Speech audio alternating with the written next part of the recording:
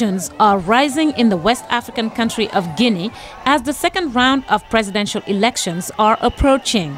Recent clashes between rival supporters killed one person and injured 50 others. Alexander Lambsdorff is chief of the European Union's mission to Guinea. Ce qu'à mon avis n'est pas légitime, c'est un discours inflammatoire. In my opinion, it's not correct to have inflammatory speeches that use community aspects to inflame the situation.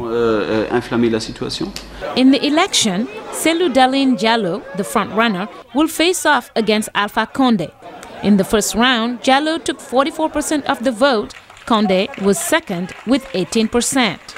If the election takes place on September 19th, it will be the first multi-party presidential vote since the country won independence from France in 1958. Although passions are running high, coffee vendor Abdoulaye Daffé offers these words of advice. We are all parents. We should know how to protect our future. If you are for someone, you support them as you like, but without provoking the others. Office worker Amara Souma says the responsibility lies with every Guinean. It's up to us. There won't be any violence if we don't want it, and I think we should avoid this violence at all cost.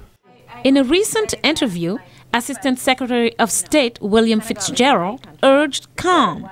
If there's violence, that is just the wrong signal that Guinea wants to send now to the international community. Now it's the time for these two candidates, and we don't care which one wins, to put their best platform forward. They have to convince the Guinean people.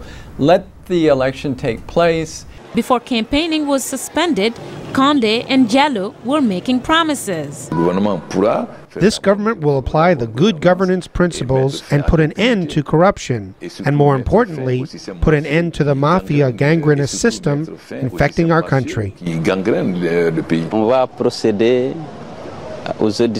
We will carry out financial and technical audits of mining deals to make sure Guinea was not taken advantage of.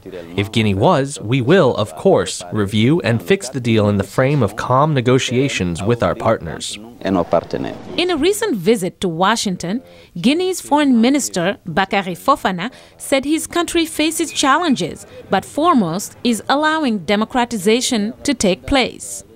I think one of the biggest challenges is going to be for us to respect the outcome of the second round. But this is not the only challenge, he added. The other big challenge for the next government is how to exploit Guinea's natural resources in order to make the country a growing point that will benefit not only its citizens, but also the whole region. Although election observers say that June's first round of voting was generally free and fair, nearly all of the candidates complained of irregularities. The Independent Electoral Commission has been working to make sure that doesn't happen again.